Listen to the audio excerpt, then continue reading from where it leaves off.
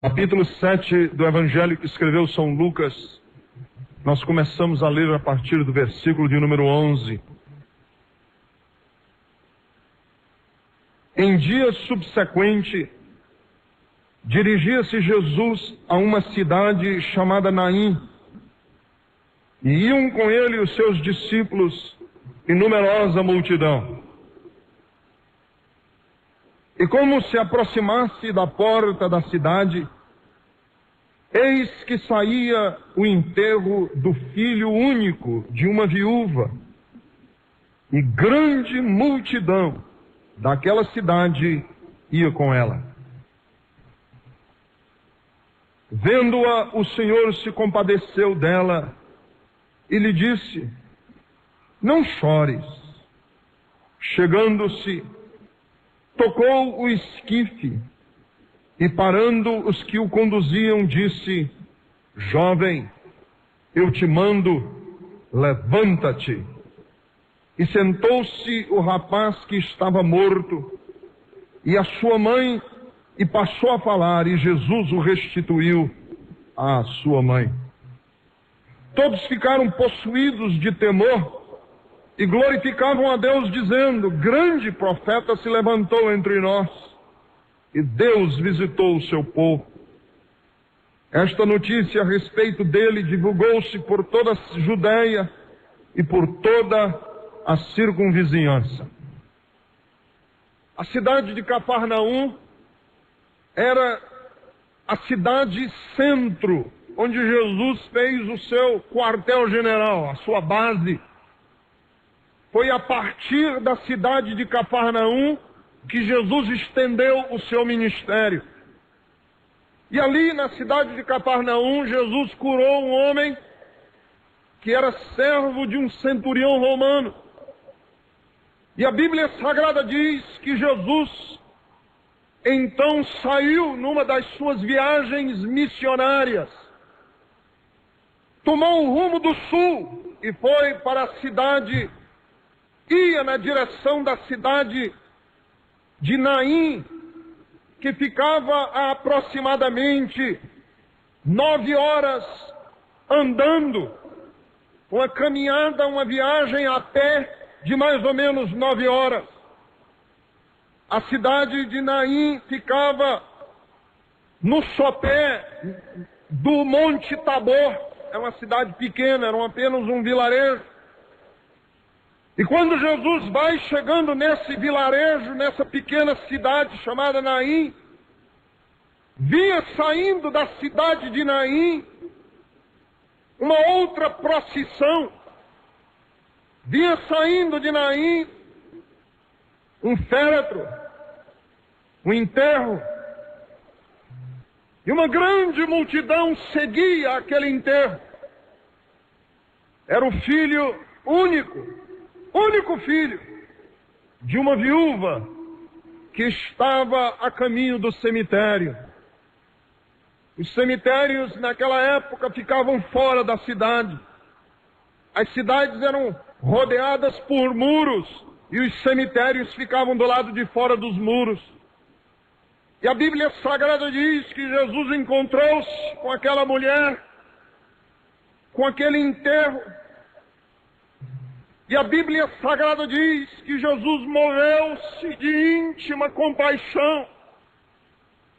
As entranhas de Jesus se moveram, o coração de Cristo apertou, os seus olhos marejaram de lágrimas, quando ele viu o desespero daquela mãe que ia enterrar o seu único filho.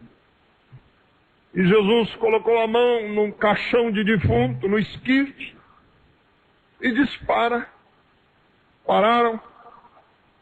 Jesus olhou para aquela mulher e disse: mulher, não chores mais. E quando ele disse: mulher, não chores mais, ele olhou para o rapaz e disse: rapaz, mancebo, jovem, levanta-te. E o morto ouviu a voz de Cristo e levantou-se. E Jesus entregou o filho de volta à mãe. E a procissão, imagine o desespero daquelas pessoas que estavam ali. Alguns ficaram morrendo de medo, claro, um defunto estava andando. Outros ficaram cheios de temor. Mas a uma só foi a voz em toda aquela multidão. Uma só era aquele espanto daquela hora. Todos diziam: é um grande profeta de Deus. Deus está nos visitando. E a fama e a reputação e a história correu pelas circunvizinhanças de toda a Galileia, de toda a Judéia, de toda aquela circunvizinhança. Todo mundo ficou sabendo o que estava acontecendo. Naquele momento aconteceu das palavras, um dos encontros mais maravilhosos que Jesus já teve. Algumas lições que nós podemos tirar desse milagre, dessa ressurreição. Em primeiro lugar, nós aprendemos que o sofrimento está sempre presente no cotidiano da vida. O sofrimento está sempre presente no dia a dia da nossa vida. A cidade de Naim era pequena, mas ali na cidade de Naim havia pessoas que estavam sofrendo. Havia um enterro, e aquele enterro era momento de crise, era momento de dor, era momento de angústia para aquela mãe, era momento de angústia para aqueles vizinhos. Meus queridos irmãos, o sofrimento está sempre presente no dia a dia de uma cidade. Porque eu sei, enquanto eu estou dormindo e os meus filhos estão seguros no quarto e a porta da minha casa está fechada e eu vou dormir uma noite tranquila, alguém está velando por alguém que morreu e há uma família em desespero em um cemitério dessa cidade. Todas as vezes que eu me sento, às vezes, para orar, o meu pensamento corre para os hospitais dessa cidade. Aquele companheiro seu que você encontra-se com ele todos os dias no trabalho, talvez ele esteja com a alma triste. Existem pessoas que estudam perto de você, que estão angustiadas. É tão fácil levarmos a vida como alguns que brincam, correm, festejam e se esquecem de que há pessoas que choram e que lamentam. Segundo lugar, além de haver sofrimento ao nosso redor sempre, alguns sofrem mais do que outros. A outra lição que nós tiramos desse texto da Bíblia é que alguns sofrem mais do que outros. Esta mulher já perdera o seu marido. Ela era viúva. Ela já tinha andado por aquele caminho uma vez. Ela sabia o que é passar pelo portão do cemitério. Ela sabia o que era passar a noite inteira olhando para o seu ente querido que estava morto, o seu marido. Alguns sofrem mais do que outros. Atente bem que esse rapaz que Jesus ressuscitou, ele era jovem. Porque Jesus, quando falou para ele, disse: jovem, moço. Portanto, essa mãe não era uma mulher muito idosa. Não era uma mulher de muita idade. Ela perdeu o seu marido quando ainda estava na flor da idade. Talvez uma mocinha de 18, 19, 20 anos quando perdeu o seu marido.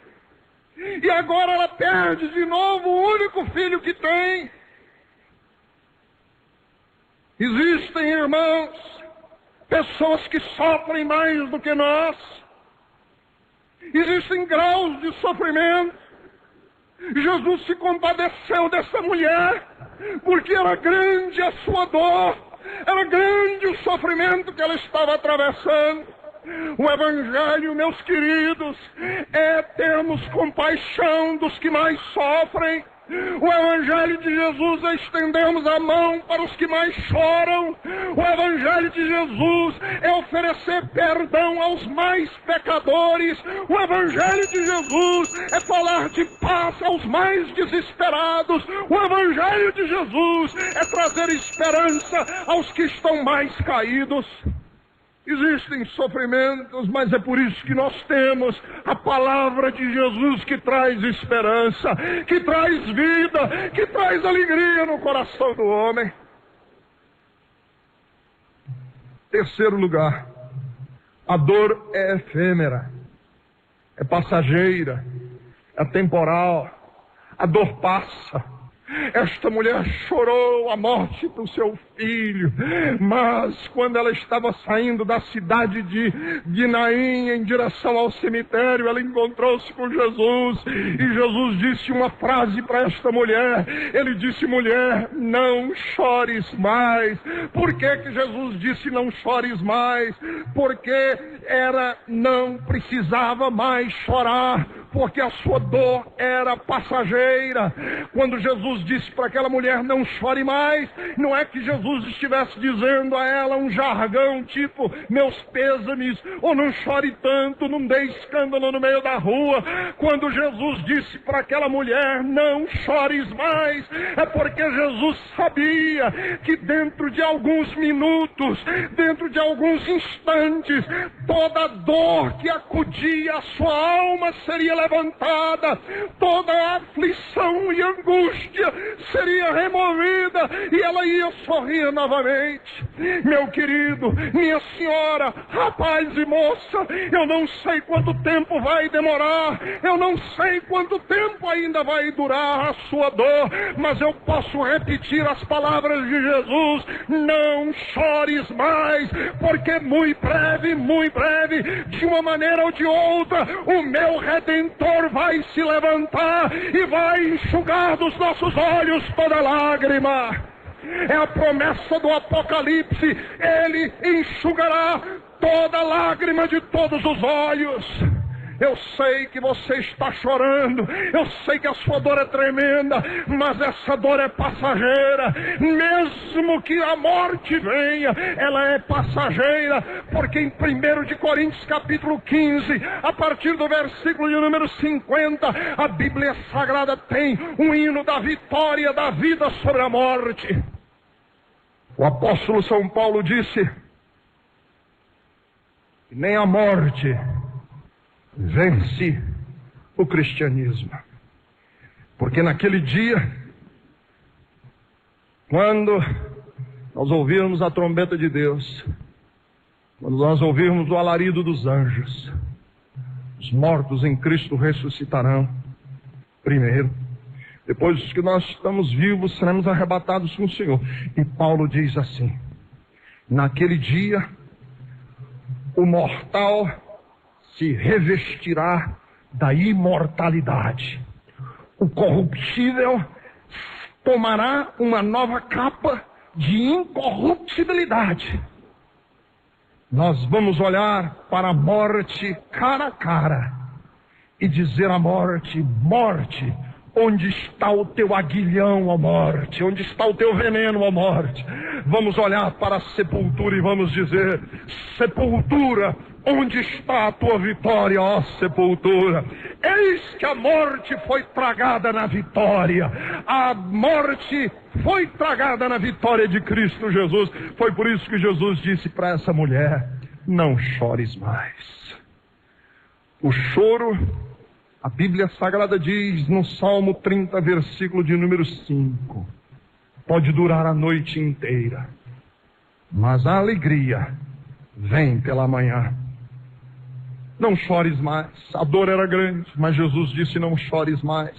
O que é esperança, irmãos? Esperança é a projeção da imaginação para o futuro. O desespero também é a projeção da nossa imaginação para o futuro. Mas a esperança, ela se projeta no futuro, vendo toda porta como uma possibilidade, toda possibilidade como algo que vai acontecer. A palavra compaixão vem de duas raízes, junto, e paixão, que significa sofrimento, desgosto, mágoa, sofrimento. Quem é que consegue sentir compaixão?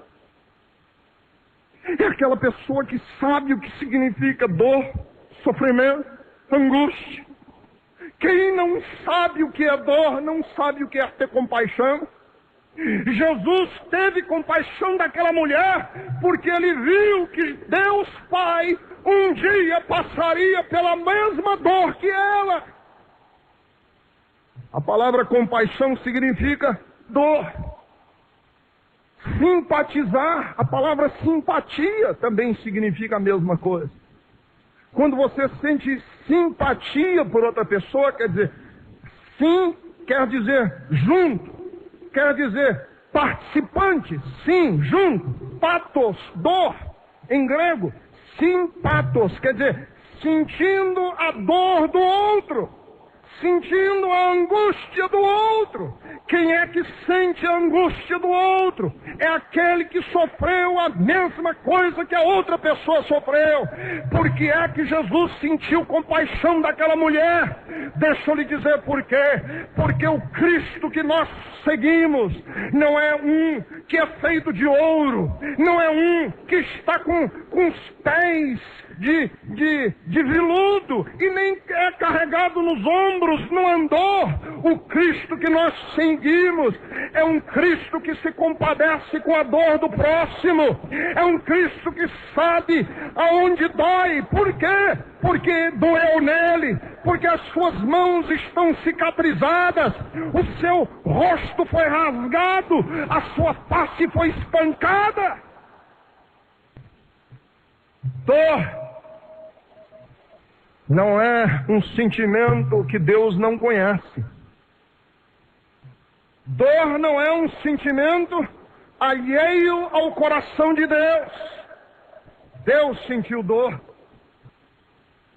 Por isso que Jesus se compadeceu daquela mulher. Porque só tem compaixão quem sabe o que é dor. Só tem compaixão quem já sofreu na vida. Quem não sabe o que é sofrer, não sabe o que é ter compaixão do próximo. Pode prestar atenção naquelas pessoas que nunca sofreram na vida. São pessoas geralmente frívolas, cínicas. Pessoas que nunca sofreram na vida são geralmente pessoas superficiais, rasas. São pessoas snobs, são pessoas frias, com sentimento alheio. Mas aquele que sofreu, ele sabe sentir a dor do próximo. E Jesus pôde sentir a dor daquela mulher, porque ele se viu e se projetou nela. Ele também seria carregado como filho único para ser enterrado. E a dor daquela morte produziria no coração do Pai um sentimento tão grande que Jesus se comoveu dentro do seu coração. Dizem que um jovem órfão, ele era órfão e morava com a avó. O pai e a mãe tinham morrido e a avó cuidava dessa criança. O jovem órfão estava na casa da avó, e a avó estava mexendo no fogão, fazendo uma comida num dia à noite, 8 horas da noite, e ela, esquecida da cabeça já, deixou o fogão aceso, foi para o quarto, a panela explodiu e a casa começou a pegar fogo. A velha avó, sem saber o que fazer, sem saber como resolver aquela circunstância, a casa em chamas, em labaredas, e o netinho, órfão de pai e mãe, estava no segundo andar da casa, chorando e gritando. Um menino de 6 anos de idade, porque o fogo estava por todos os lados. E ela, no desespero, saiu correndo para poder salvar o neto. Mas quando ela entrou no quarto onde estava a criança, caiu uma viga de madeira do teto e matou a velha ali dentro do quarto. As chamas e as labaredas da casa começaram a tomar aquela casa de uma maneira tal que imediatamente o corpo de bombeiro e todas as pessoas estavam ali para salvar aquela criança e não podia ninguém chegar perto porque o fogo era grande, as chamas eram enormes, ninguém conseguia entrar naquela casa.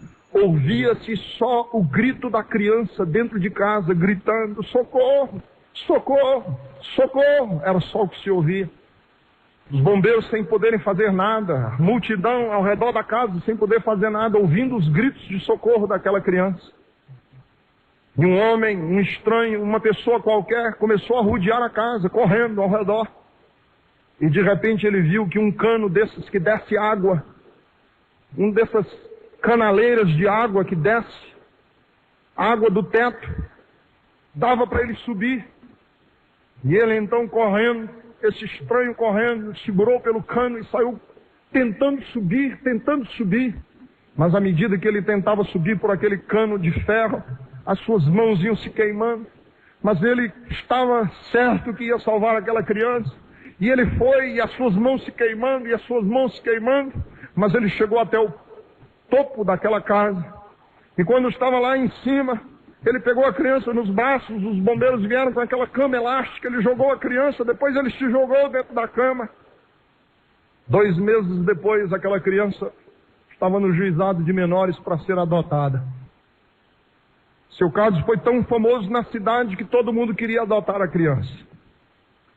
Um homem rico apareceu diante do juiz e disse: eu quero adotar esse menino, quero ser o pai dessa criança, já que ele era órfão de pai e mãe, a avó morreu no incêndio.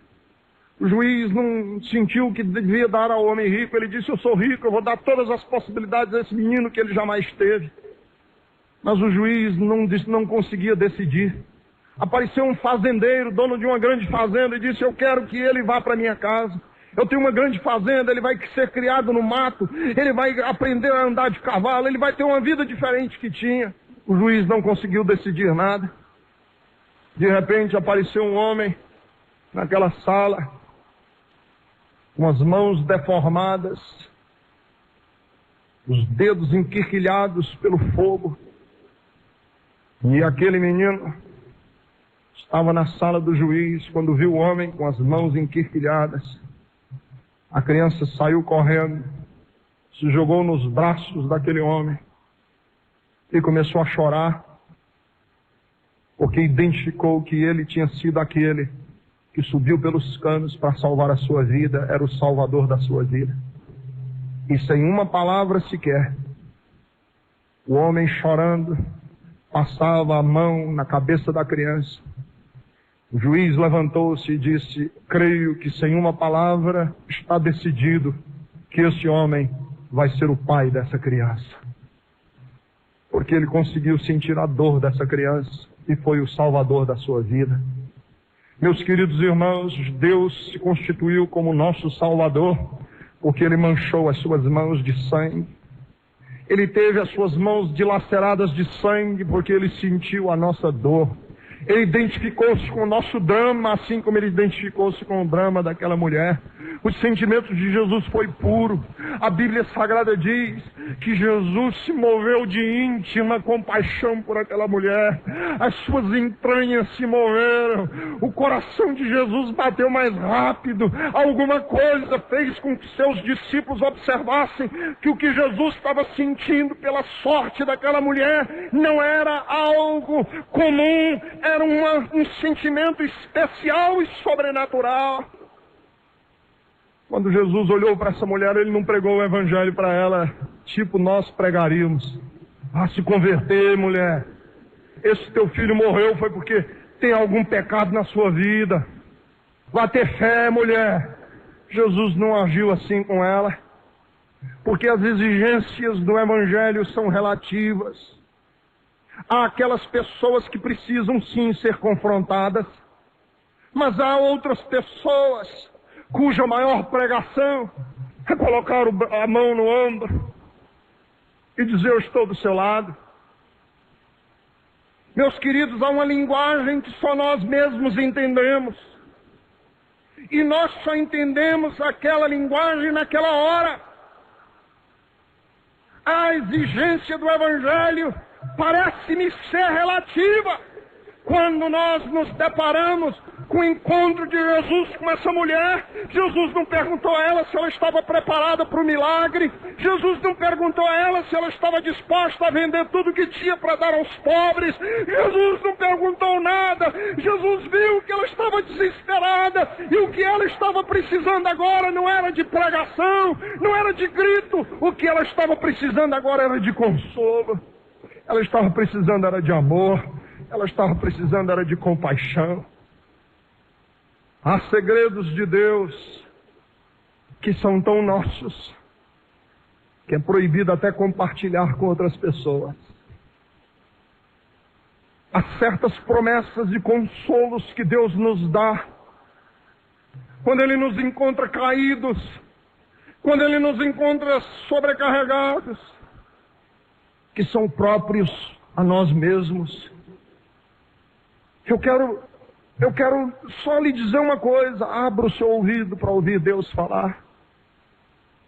Não tenha medo. Você diz: pastor, será que Deus vem com um chicote me bater? Não, Ele sabe onde está a sua alma. Se Ele vier de chicote é porque você está agindo como um tolo, como um desobediente. Mas para aquele que sofre, a palavra de Jesus é de compaixão, é de carinho, é de passar a mão no ombro, é de fazer um cafuné no canto da cabeça e dizer: meu filho, vem cá. Foi isso que Jesus fez com essa mulher. Quando Jesus evangelizou Zaqueu, a pregação de Jesus foi o silêncio. Jesus não disse nada para Zaqueu, nada. Só uma palavra. Jesus disse para Zaqueu: Zaqueu, desce depressa, porque hoje eu vou passar na tua casa. Convém pousar na tua casa. E não disse mais nada para Zaqueu. Zaqueu disse: Senhor, se eu tenho defraudado alguém, eu vou restituir 4 vezes mais, e vou vender tudo que tenho e dou a metade para os pobres. Mas quem que mandou você fazer isso, Zaqueu? Mas não precisava. A maior mensagem de Jesus era o silêncio. Era estar perto dele, era estar ali junto a ele naquele momento da sua vida. Há momentos em que Deus não vai lhe dizer nada. A única coisa que Ele vai lhe fazer é lhe pegar pelo braço e dizer: meu filho, eu estou aqui, eu estou do seu lado. É a única frase que você vai ouvir de Deus.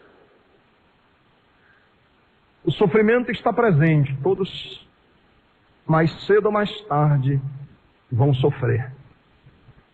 Eu não importo quem você é, se você é rico, milionário, culto, doutor, mais cedo ou mais tarde, você vai sofrer. Presente nesse mundo significa dor e aflição. Mas deixa eu dizer alguma coisa mais. Alguns vão sofrer mais do que outros. Deixa eu